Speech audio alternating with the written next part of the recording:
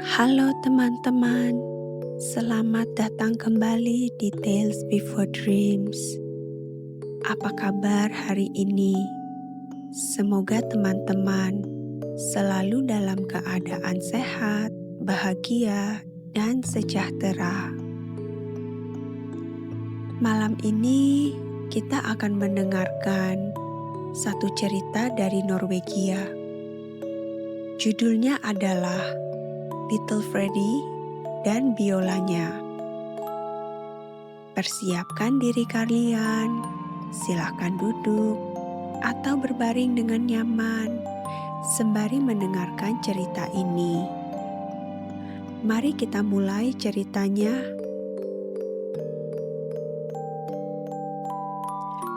Di sebuah lembah kecil yang sunyi, di dekat hutan berlumut dan tebing-tebing batu yang menjulang, hiduplah seorang lelaki tua bersama putra satu-satunya. Dunia mereka sederhana. Rumah kayu mungil, asap tipis dari tungku, dan suara angin yang menyapu rerumputan setiap pagi. Anak lelaki tua itu bernama Freddy, atau orang-orang memanggilnya Freddy kecil. Ia memang lebih kecil dan lebih lemah dibanding anak seusianya. Ia sering batuk, mudah lelah, dan tidak kuat bekerja di ladang seperti anak-anak lain. Tapi ia punya hati yang lembut dan senyuman yang sabar, seakan ia selalu melihat dunia dengan rasa syukur, meski hidupnya sederhana. Namun kemiskinan keluarga itu begitu nyata. Makanan sering tak cukup, dan pakaian Freddy hampir selalu robek di sana-sini.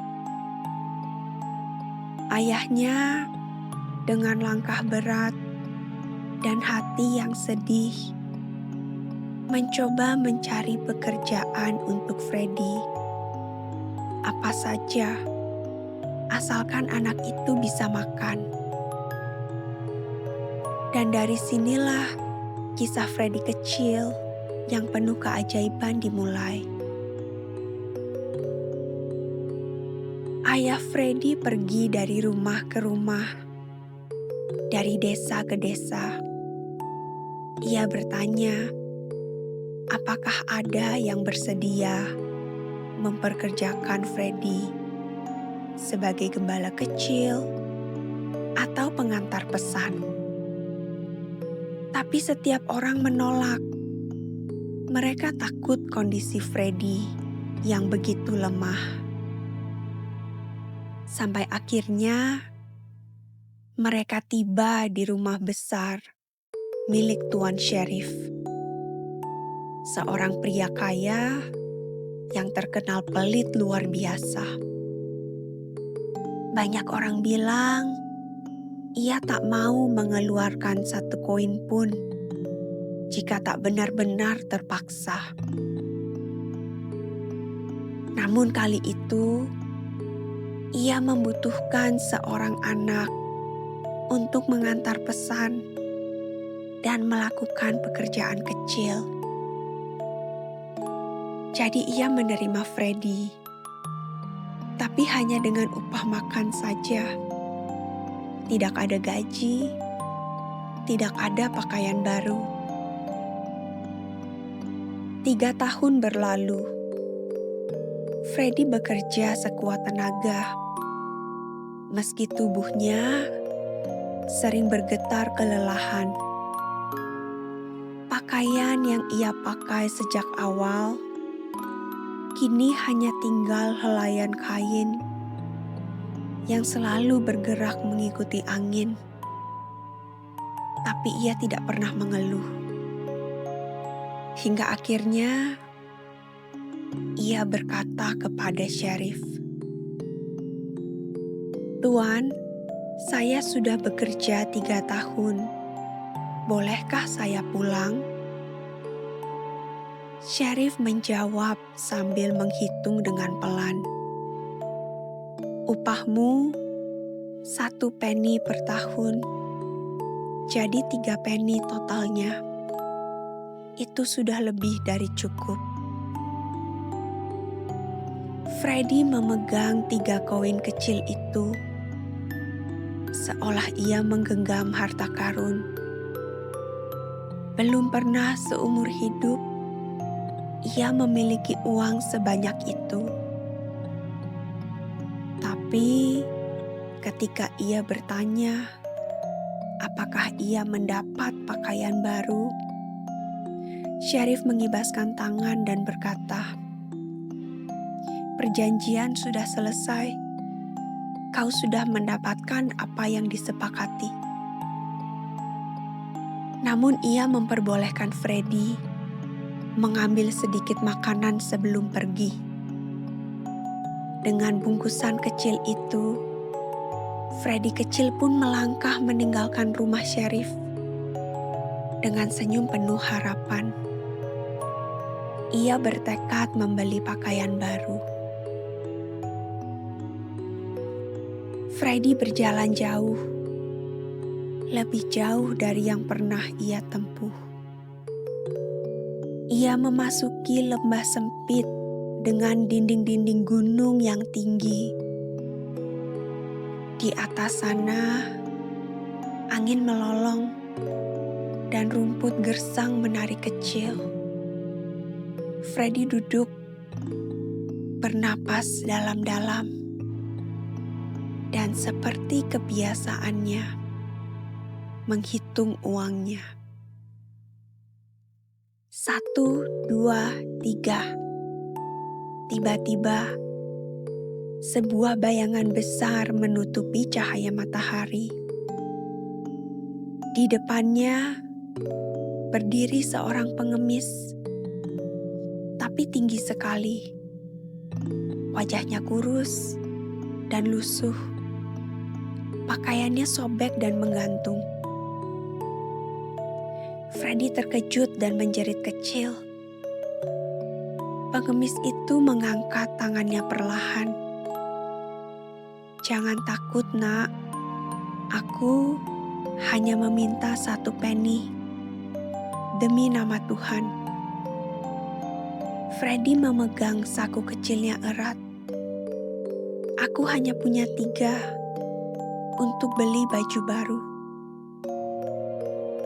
Lebih kasihan aku daripada kamu," kata pengemis itu. "Tubuhku besar, tapi aku tak punya sepeser pun uang." Hati Freddy meleleh. Ia menyerahkan 1 penny. Pengemis itu lenyap begitu saja di balik kabut. Freddy berjalan lagi, lalu duduk, lalu memeriksa 2 penny yang tersisa. Kali ini, seorang pengemis lain muncul. Lebih tinggi, lebih lusuh, dan lebih menyeramkan. Lagi-lagi ia meminta 1 penny. Freddy gemetar. "Kalau saja aku bertemu duluan," gumamnya. Tapi ia tetap memberikan penny itu. Freddy kini hanya punya 1 penny. Ia berjalan lagi, dan sebelum ia sempat menghela napas, muncul pengemis ketiga, yang paling besar, tinggi, seolah menyentuh langit. Jangan lagi," Freddy hampir menangis. Tapi pengemis itu berkata, "Aku lebih sengsara darimu. Tubuhku besar, tapi uangku tidak ada." Dan Freddy menyerahkan penny terakhirnya. Saat itulah pengemis itu berubah. 3 sosok itu menyatu dan menjadi satu orang. Tinggi, tua, berwajah bijaksana, namun penuh misteri. Freddy, katanya, karena kau memberikan segalanya dari hatimu, aku memberikan 3 hadiah. 1 untuk setiap penny. Keinginan pertama, Freddy berkata, ia ingin biola yang bila dimainkan, membuat segala makhluk hidup menari.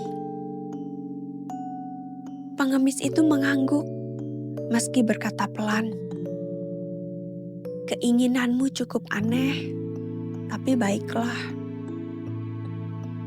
Freddy ingin senapan yang tidak pernah meleset. Pengemis itu berkata lagi, keinginan yang tidak bijak, tapi tetap kukabulkan. Keinginan ketiga, Freddy ingin agar tidak seorang pun bisa mengatakan tidak pada permintaan pertamanya. Pengemis itu tersenyum. Keinginan ini lebih berhikmat daripada 2 sebelumnya. Kemudian, pengemis itu lenyap seperti angin. Dengan 3 hadiah itu, hidup Freddy berubah drastis. Ia pergi ke desa pertama. Saya ingin pakaian baru. Tidak ada yang bisa menolak. Ia pergi ke desa kedua. Saya ingin kuda. Dan mereka memberinya kuda terbaik. Ia pergi ke desa lain. Saya ingin kereta luncur. Dan mereka langsung menyerahkan kereta dengan bulu-bulu hangat. Tidak perlu uang. Semua ucapan tidak terkunci. Freddy kini terlihat seperti bangsawan kecil. Mantel bulu, kuda gagah, dan kereta luncur cantik. Namun hatinya masih sama, polos, lembut, dan sedikit canggung. Hingga suatu hari, ia bertemu lagi dengan pria yang pernah memperlakukannya buruk, yaitu Tuan Syarif. Syarif terperangah melihat Freddy berubah menjadi pria muda dengan pakaian mahal, kulit yang terlihat sehat, dan senyum percaya diri. Mereka mengobrol, dan Freddy dengan santai menunjukkan senapan ajaibnya. Lihat burung murai itu, aku bisa menembaknya dari sini. Syarif yang tamak langsung berkata, aku bertaruh kau tak bisa. Aku taruh semua uangku hari ini. Freddy menembak. Burung itu jatuh ke semak berduri. Syarif masuk ke dalam duri-duri itu, mengambil burungnya. Dan saat ia keluar, Freddy mulai memainkan biola ajaibnya. Syarif langsung menari. Kakinya bergerak tak terkendali. Tubuhnya berputar, melompat, terpental, terantuk duri. Pakaiannya yang bagus sobek menjadi lembaran-lembaran kecil. Syarif menjerit, hentikan, hentikan. Freddy baru saja berhenti ketika ia merasa Syarif sudah cukup merasakan rasanya menjadi lusuh seperti dirinya dulu. Syarif terpaksa membayar taruhannya. Freddy melenggang pergi, senyum kecil di bibirnya, balas dendam yang lembut tanpa membahayakan nyawa. Ketenaran Freddy merebak seperti angin. Semua orang berbicara tentang tuan muda dengan biola ajaib. Di sebuah kota besar, ia bermain biola di sebuah penginapan. Semua orang menari begitu gembira sampai lupa diri. Koki, pelayan, tamu, bahkan anjing peliharaan. Namun Syarif yang masih panas hati melaporkan Freddy sebagai pencuri dan penyerang. Para penjaga datang. Freddy memainkan biola dan para penjaga pun menari sampai terkapar. Lalu datang lebih banyak penjaga. Mereka juga menari. Datang pasukan. Mereka pun ikut menari. Begitu mendengar satu gesekan biola saja. Akhirnya malam hari, saat Freddy tertidur, mereka berhasil menangkapnya. Ia dijatuhi hukuman mati. Syarif bersorak paling keras. Dibawa ke pohon gantungan, Freddy tampak sangat lemah. Ia naik anak tangga pelan-pelan dan duduk di ujung papan gantungan. Dengan suara kecil ia berkata, "Sebelum aku mati, bolehkah aku memainkan satu lagu terakhir?" Semua orang setuju. Hanya Syarif yang berteriak, "Jangan biarkan ia main. Kalian akan menyesal."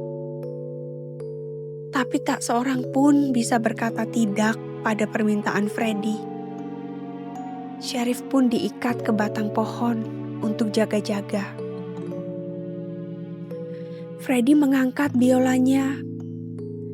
Saat gesekan pertama, seluruh lapangan meledak menjadi kekacauan yang paling lucu. Semua orang menari. Pendeta, hakim, penjaga, pedagang, anak kecil, ayam, anjing, kuda, bahkan Syarif yang terikat pun menari sambil menggesek punggungnya ke batang pohon. Ada yang berputar sampai pusing, ada yang tersandung lalu tetap menari. Ada yang teriak, "Ampun, ampun," tapi kakinya tidak mau berhenti. Freddy memainkan lagu panjang, lama sekali, sampai semua orang benar-benar kelelahan dan jatuh tersungkur. Dan pada saat itu, ketika semua tak lagi mampu bangkit, Freddy turun dari panggung gantungan dan pergi membenamkan diri ke dalam hutan bersama biola dan senapannya. Tidak ada seorang pun yang dapat menghentikannya atau berkata tidak. Orang-orang bilang Freddy tinggal di tempat jauh di balik bukit, hidup dengan bebas dan bahagia. Katanya, jika kita berjalan terlalu jauh ke utara, melewati sungai dan gunung-gunung sunyi, kita mungkin mendengar samar-samar suara biola halus, lembut, bergelombang, membawa tawa dan tarian ke dalam angin malam. Konon, itu suara Little Freddy, sang anak kecil yang berhati baik, yang menemukan kekuatan bukan dari tubuh yang kuat, tetapi dari keberanian yang memberi dan kemurahan hati yang tidak pernah ia ragukan. Dan sampai kini orang percaya kebaikan yang tulus selalu kembali dalam bentuk keajaiban. Terima kasih teman-teman sudah mendengarkan cerita ini.